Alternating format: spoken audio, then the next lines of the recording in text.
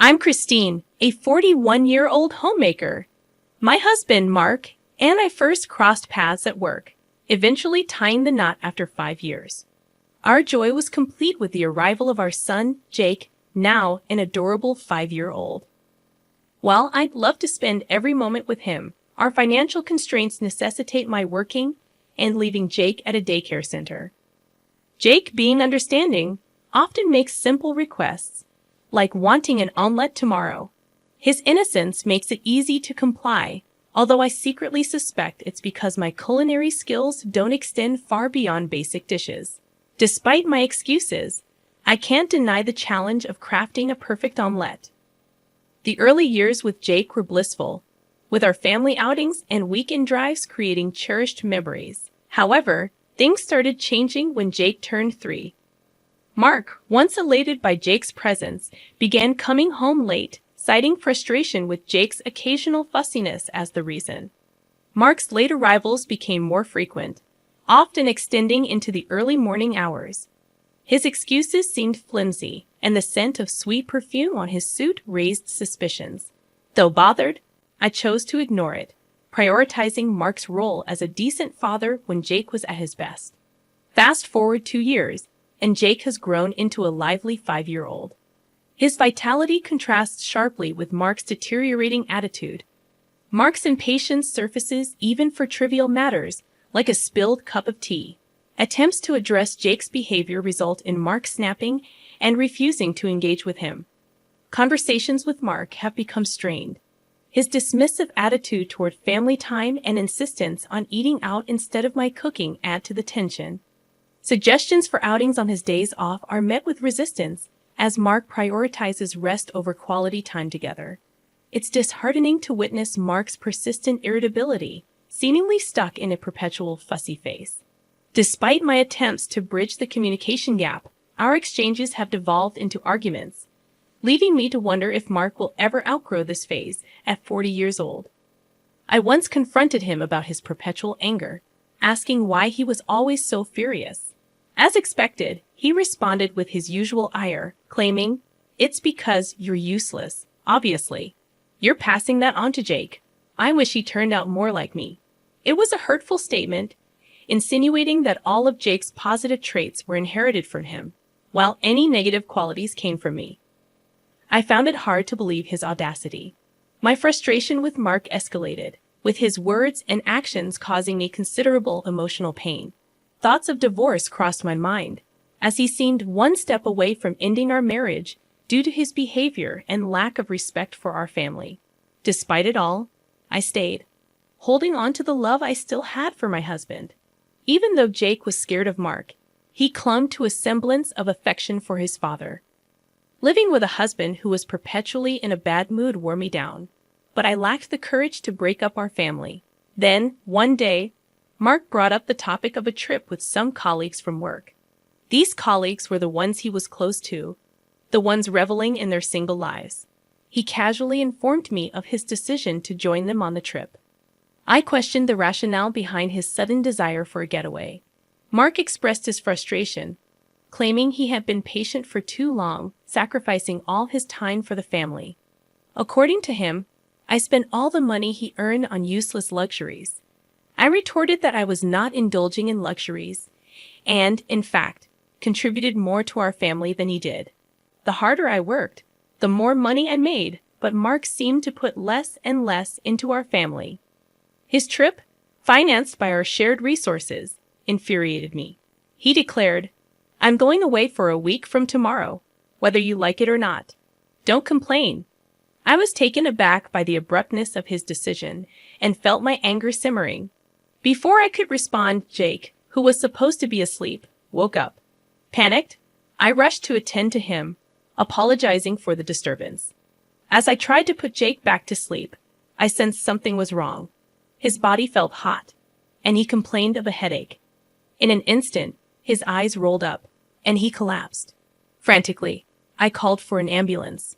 Mark, who I assumed would accompany us, refused to come along. Despite my frustration, I had no choice but to board the ambulance alone. Thankfully, the test results indicated a non-serious illness, but Jake was admitted for further tests. I called Mark to provide updates, balancing the urgency of the situation with the need to keep him informed. What do you want? I could sense his extreme annoyance, but with no time to worry about it. I quickly explained the situation and urgently asked him to bring a change of clothes for Jake's hospital stay. Are you joking? Was his incredulous response. I can't make it. I don't want to be late for tomorrow's trip, so I'm staying at my colleague's tonight. Are you serious? Your son is in the hospital, and you're still going on a trip, I exclaimed, hoping for some understanding. Of course I am. She doesn't need me there for a simple checkup. Jake is suffering from a high fever, so there's nothing I can do, he callously replied. Yes, there is. I asked you to. Before I could finish, he abruptly hung up. I tried calling again, but it went straight to voicemail. Frustration and anger surged through me. I didn't have his colleague's phone number to reach out for assistance. In the end, I called my parents and sought their help, feeling betrayed by Mark's callous abandonment of his son in the hospital. 2 strikes against him, and I could sense the 3rd strike looming. 3 days later, Jake's tests were over, and he was back to his usual energetic self. The results showed no problems, and he would be discharged from the hospital the next day. Planning to buy some pudding for him, I picked up my phone to check messages, and that's when it happened. It vibrated with an incoming call from a former colleague, Cindy. Christine, where are you? Cindy's voice sounded panicked. I'm at the hospital. Never mind that. It's an emergency, I replied, thinking it was related to Jake. Apparently, your husband died in an accident. I couldn't comprehend her words. What? This is a joke, right? But her voice on the other end persisted. In a panic, I ran out. The shocking fact that my husband had passed away was hard to grasp. My colleague continued with more unsettling details. Mark was on a trip alone with a woman, and she had driven into oncoming traffic, colliding with a tree. There had to be a misunderstanding. Mark was supposed to be with his male colleagues. The thought that he could have been killed in a car accident with a woman seemed impossible. In a frenzy, I called my parents and urgently asked them to look after Jake, feeling overwhelmed by the sudden turn of events. In a state of panic, I rushed to the hospital where my husband was admitted. Amid my frantic thoughts, I couldn't help but wonder why they had called the company before reaching out to me. Nevertheless, it seemed like the situation was not a fabrication, so I hastened to verify the details. According to my former colleague, the men who were supposed to be with my husband were safe. Unsurprisingly, they were not together. Mark hadn't even bothered briefing them about his fabricated alibi. He was with another woman. 3 strikes. 3 strikes. And it seemed Mark's actions had caught up with him.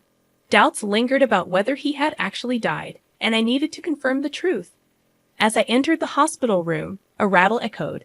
To my surprise, there was only one person in the room, undoubtedly Mark. Bandages wrapped around his hands and feet looked painful, but the rise and fall of his chest indicated he was breathing. Cindy's information about his demise was incorrect. Mark was alive. You're alive, I murmured, moving closer. Examining his slightly open eyes, he seemed a bit shaken. Maybe he hadn't anticipated the company contacting me so promptly. In his usual grumpy tone, Mark spat out, "Took you long enough. Your husband's been in an accident, and it takes you ages to get here. You useless piece off." Well, good to see he's still his usual self, I interjected, noting his battered appearance. It appeared he had only broken his left hand and right leg, despite the wrecked rental car. "I'm glad you're okay," I told him, to which he replied, "You better take good care of me, huh?" He seemed remarkably fine. As I handed him a sheet of paper, I explained, "When I say I'm glad you're okay, I'm talking about your right hand. If you had broken your right hand, you wouldn't be able to hold a pen to sign this." Perplexed, Mark unfolded the paper, and I revealed divorce papers. Yes, I was preparing it, which is why I got here late. "I know you're injured, so I'll just leave it here. Make sure you sign it." "Are you joking? Why would I sign this?" Mark protested. "Wow, you told your girlfriend you were getting a divorce, didn't you? The reason you came home late every night was because you were with her. Was this trip a prenuptial trip too? Good for you. Now you can marry your sweet Michelle." "How do you even know her name?" Mark questioned. "Because I spoke to her, obviously. In fact, before coming to your hospital room, I stopped by the woman's room. She was also in the same hospital. I asked for the woman who was in a car accident and immediately found her. Despite her injuries, she seemed better off than you. Her parents were in the hospital room too. I asked her to tell me everything," I explained, recounting my encounter with the woman. With her parents questioning her, she glared at me and said, "Let him go. I don't know what she sees in you. You're cold to your wife and kids. You don't pay your bills. You go out every night. And you don't care when your kid is in the hospital. The cheating. It's game over." Mark's face instantly turned pale at her damning words. I anticipated his defensive reaction, but it didn't alter my decision. No, she's just for fun, you know. You're the only one I love. Just stop here," Mark pleaded as I filled out the divorce form. Unperturbed, I suggested, "Even if you tear it up, I've got plenty of space. In fact, why don't I just call a lawyer for alimony and child support? It might be better." A sudden change came over Mark as he shriveled up and stuttered, "I don't want a divorce." "Why not?" I took a deep breath, preparing to say what needed to be said. "Because," I began, "you can spend your money as you like, play around with young women, have children to take care of you, and enjoy life while I do all the dirty housework. A wife at home for security and a girlfriend for fun. What a great life. But if you divorce me, that all disappears." Mark's mouth hung open, and he seemed to lose his voice. I continued, "Wasn't it your perfect life plan? Now it's ruined. You can make a new life plan with Michelle, or whoever you like, but my son and I will not be part of it. Just pretend you died and have a new life." After saying everything I wanted to, I turned to leave the hospital room. Mark pleaded, Wait, in a pathetic voice, but I kept walking. In the coming days, I initiated divorce proceedings and hired a lawyer. The discussions included Michelle, who was discharged from the hospital. When Mark claimed he had no intention of divorcing me, Michelle became furious, resulting in a heated argument. Mark resisted signing the papers, claiming I had ruined his life. Despite their conflicts, the divorce became official, and I received almost all the alimony payment I sought. After the discussions, my lawyer and I left the room, leaving Mark and Michelle still arguing. I wondered about the fate of their relationship, but my apathy prevailed. I told them, "I hope you have a lovely life together," before leaving the room, possibly being petty. Despite everything, Jake and I had returned to a peaceful life, free from Mark's mood swings. Regret lingered about not divorcing earlier, realizing Mark's attitude had caused my son pain. Living with just the two of us, I understood that we were perfectly fine without Mark. In fact, every day became a joy. Despite this, I acknowledged Mark as Jake's father, allowing him access if he wanted to see him. Surprisingly, Jake showed no interest. After the divorce, I sent Mark an email confirming alimony and child support payments. His reply was laughable. He recounted his misfortune, stressed from gossip at work, mistakes leading to job loss, and his parents cutting him off. I replied, suggesting he seek help from Michelle.